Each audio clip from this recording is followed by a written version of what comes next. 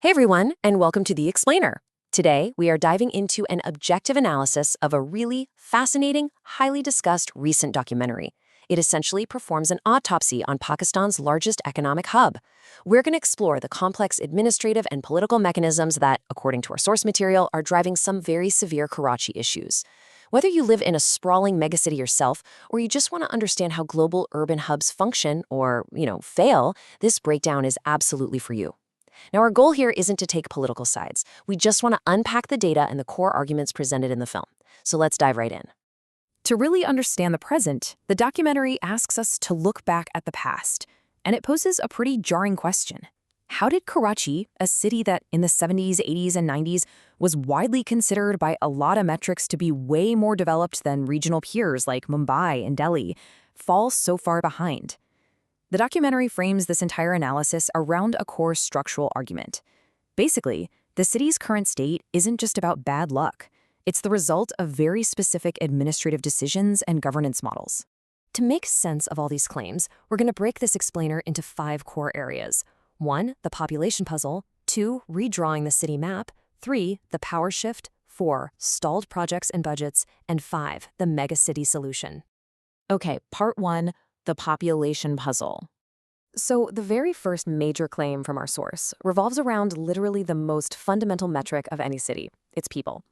The documentary argues that there are massive systemic discrepancies in Karachi's official census numbers.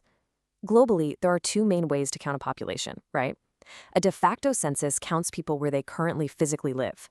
A de-Jure census, on the other hand, counts people based on their permanent registered legal address. The source points out that Pakistan uses that De-Jure method, and they argue this method disproportionately deflates Karachi's population figures. Why? Because millions of economic migrants who live, work, and use resources in Karachi permanently are legally being counted back in their home provinces instead. So what actually is the official number? Well, the recent digital census pegged Karachi's population at right around 2 crore, or 20 million people. But the source vehemently disputes this. They pull data from Key Electric, noting there are over 3.7 million electricity meters in the city. If you multiply that by an average of 6 people per household, you're already crossing 22 million.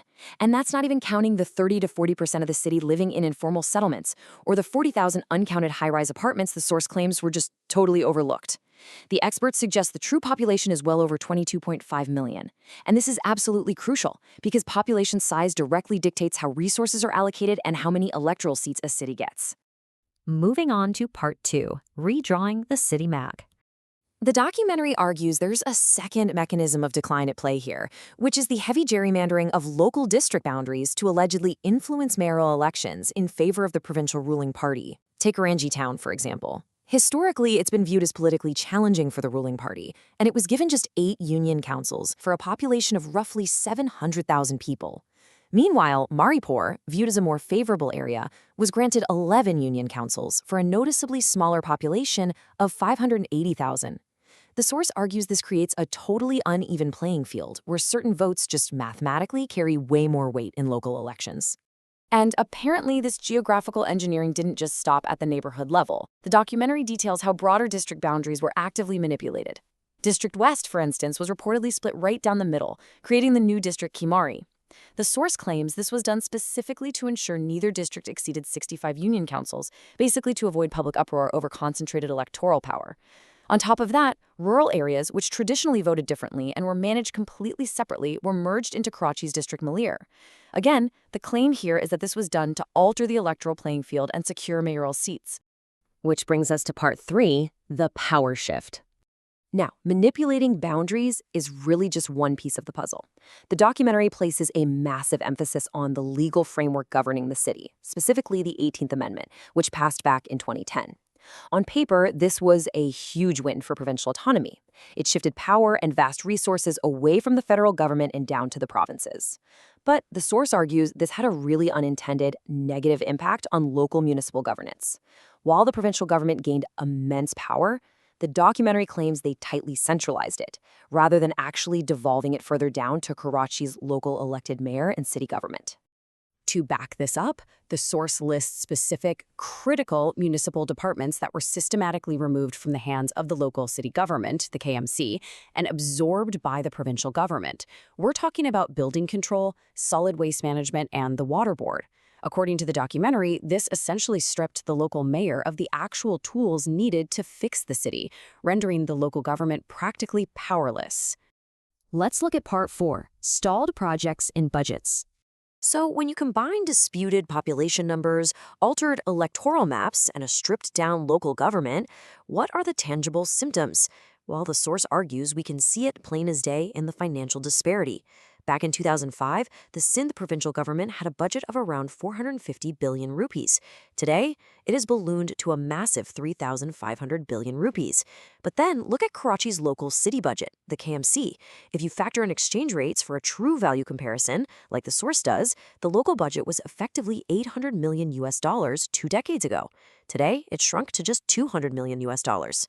The local government's financial capacity has basically been decimated, while the provincial wealth has just exponentially grown. So how exactly did this financial drain happen? The documentary points straight to the restructuring of taxes, specifically the Octroi Zilla tax, or OZT.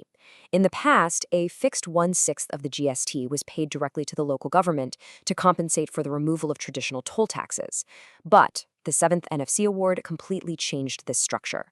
Now, those funds go directly to the province to be distributed downwards. And according to the source, Karachi's share has been artificially locked at around 24 billion rupees for years. They argue this has deprived the city of billions it historically would have received as national tax revenues grew. And, what happens when a city lacks funds and local administrative control? Mega projects just completely stall out. The history of the KIV water project presented here is staggering. It was conceived in 2002 to solve Karachi's water crisis and approved in 2011 at a cost of 25 billion rupees. But by 2018, after years of provincial management, it was halted due to a fundamental design flaw. The federal body, WAPDA, actually had to step in and take over in 2020. The source notes the cost has now ballooned from 25 billion to an unbelievable 243 billion rupees, and completion is pushed all the way to 2027. Oh, and parts of the local distribution network haven't even been started. The transportation sector mirrors this perfectly. Back in 2012, a comprehensive mass transit plan was designed for Karachi with the help of a Japanese agency, JICA. It promised 175 kilometers of transit lines by 2030. Yet, the documentary makes the wild claim that over the last 14 years, the provincial government has delivered exactly 3.9 kilometers of that promised network. That's just the orange line. The remaining 171 kilometers are still pending. The source actually jokes that at this exact pace, it would take 5 centuries to finish the project. 5 centuries! Finally, Part 5, the megacity solution. So we've looked at the problems and the history, but what is the actual way out?